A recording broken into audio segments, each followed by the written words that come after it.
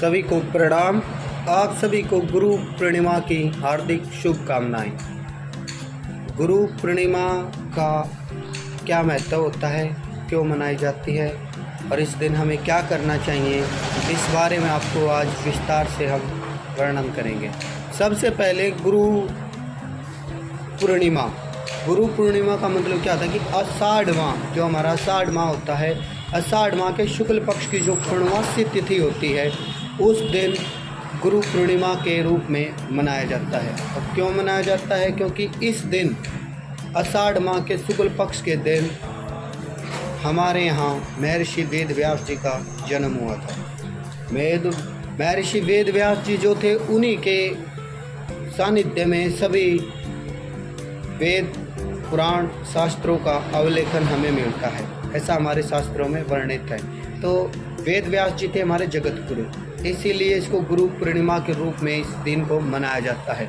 और सनातन धर्म में इस दिन की बड़ी विशेष महत्व होता है, क्योंकि इस दिन हम मनाते हैं कि हमारे अपने आराध्य गुरु, जिससे हमें शिक्षा दीक्षा प्राप्त की है, उन सभी गुरुओं के सम्मान का दिन है, इसीलिए इसको गुरु पूर्णिमा के रूप में मनाया जाता है। और गुरु पूर्णिमा का मतलब क्या होता है, आज हम आपको बताएंगे।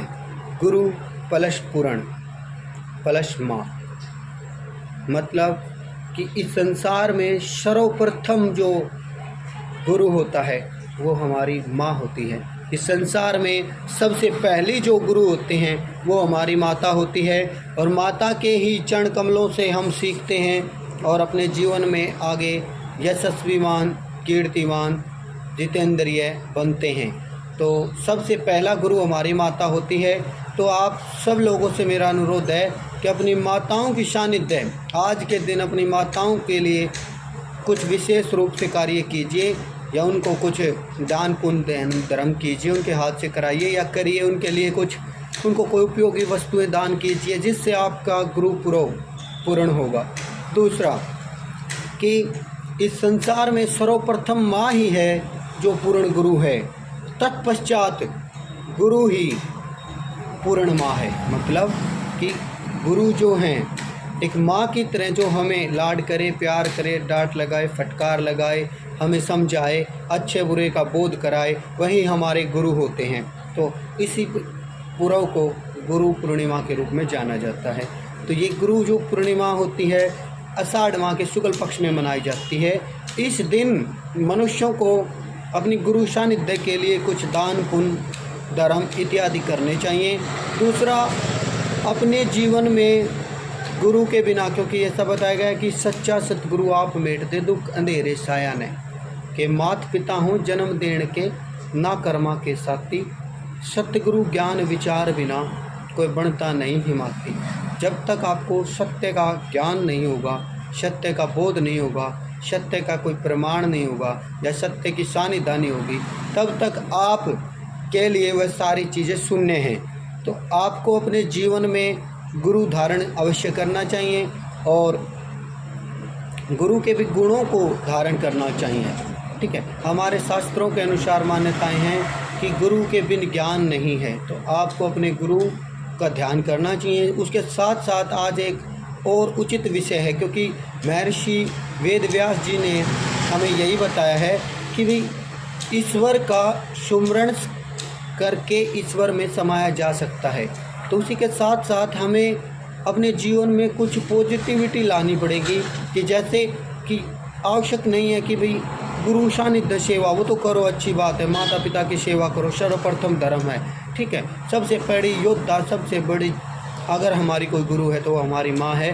और माता के सम्मान के लिए अगर जो कोई व्यक्ति कार्य करता है, वो उसके जीवन में समृद्धि वृद्धि का आगमन करता है। इसके साथ साथ अपने नज़दीक लगते, देखो भैया आस्था का विषय है देवी देवताओं का। तो आस्था में हम लोगों की आस्था है, किसी की आस्था भगवान भोलेनाथ जी पे है, किसी की आस्था भगवान शिव पे है, किसी की आस्था परमपिता परमात्मा ब्रह्मा जी में है। ठीक है, तो वो तो आस्था का विषय है, अपनी अपनी आस्था है। लेकिन एक इसके साथ साथ हम लोग जो ग्रामीण क्षेत्रों से आते हैं, वहाँ पर एक हमारे कुल देवता होते हैं। तो आज का दिन उन कुल देवताओं के लिए बहुत बड़ा माना जाता है, गुरु।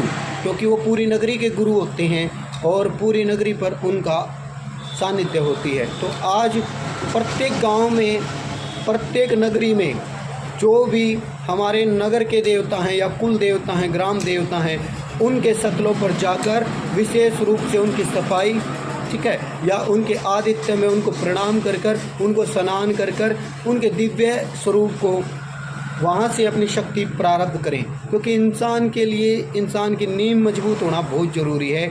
और आप लोगों की जो नींव है वो अपने कुल देवता हैं, अपने स्थान देवता हैं। तो एक बात का विशेष ध्यान रखना चाहिए जीवन में कि भाई हम गंगा जी स्नान करते हैं, उससे पहले हमारा धर्म बनता है कि हम अपने जो कुल के देवता है, हमारे ग्राम देवता हैं, उनका भी स्नान कराएं, ठीक है, वहाँ उनका भी रख रखाव करें, ठीक है। मंदिर इत्यादियों में जाकर वहाँ की व्यवस्था देखें, उन मंदिरों में कुछ दान पुण्य करें और वहाँ से हमारे जीवन को, वहाँ पर कुछ अच्छी वस्तुएं सफाई के लिए वहाँ पर विशेष रूप से ध्यान रखें और कुछ पेड़ पौधे मंदिरों में लगाएं, जिससे उनकी सानिध्य बनी रहे और वो स्थल एक धार्मिक स्थल के रूप में बना रहे।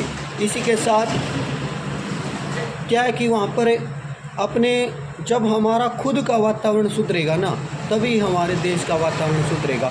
तो प्रत्येक ग्रामीण से और प्रत्येक नगरवासियों से, प्रत्येक क्षेत्रवासियों से मैं वीरू पंडित हाथ जोड़ के प्रार्थना करता हूँ कि इस गुरु महापुरुष पर आप सब लोग अपने सानिध्य में ये कर्म अवश्य करें कि भाई सभी अपने अपने नज़दीक लगते प्रत्येक मंदिर में सफाई की व्यवस्था का विशेष रूप से ध्यान रखें। क्योंकि हम बहुत से मंदिरों में जाते हैं, वहाँ पर देखते हैं कि श्रीमन नारायण जी के मंदिर का या भगवान श्री कृष्ण जी के मंदिर का हमारा सिर्फ इतना तात्पर्य नहीं बनता कि अब भगवान जी के ऊपर गए और उनको प्रणाम करके आगे, नहीं, वहाँ का रख रखाव और उसको अच्छे से देखना और वहाँ पर काम करना और उसको व्यवस्था करना, ये सब लोगों का धर्म है, हम सभी का धर्म है। मंदिर किसी व्यक्ति विशेष की कोई नहीं होते, वो सार्वजनिक होते हैं। उन सार्वजनिक चीज़ों को सभी को मिलकर उनका सुधार करना चाहिए, तभी हमारा जीवन एक अच्छे जीवन की बात ही जाएगा। क्योंकि अगर आपको कुछ दुख होता है, आपको कोई तकलीफ़ होती है या आपको कोई कष्ट होता है, तो आपके मुंह से सबसे पहला शब्द यही निकलता है, हे राम, ठीक है। तो आपका भी ये फ़र्ज बनता है कि आप भी अपने राम जी के आदित्य मंदिरों में, अपने आसपास जी के हनुमान जी के मंदिरों में, अपने गुरु महात्मा अपने गांव के मंदिरों में, स्थानों में, वहां जाकर अच्छे से उनकी सफाई व्यवस्था करें। मंदिरों में जिस प्रकार की भी कोई परेशानी है उसको दूर करके समृद्धि करें। और प्रत्येक मंदिर के अंदर सुख शांति समृद्धि की कामना की जाती है।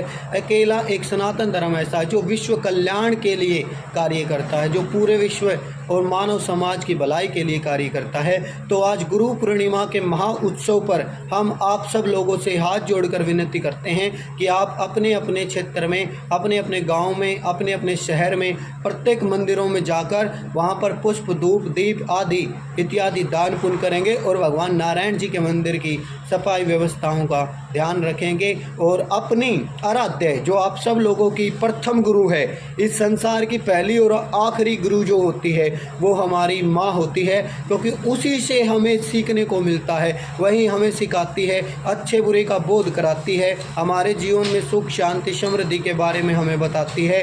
तो जो भी व्यक्ति जीवन में अपने समृद्ध काम सर्वप्रथम श्रीमन नारायण जी का ध्यान करते हुए अपने इन कार्यों के प्रति आवर्जन करें और गुरु इत्यादियों का ध्यान करते हुए अपने पुनः एक बार फिर से सभी को गुरु पूर्णिमा की हार्दिक शुभकामनाएं। सभी को कोटि कोटि प्रणाम।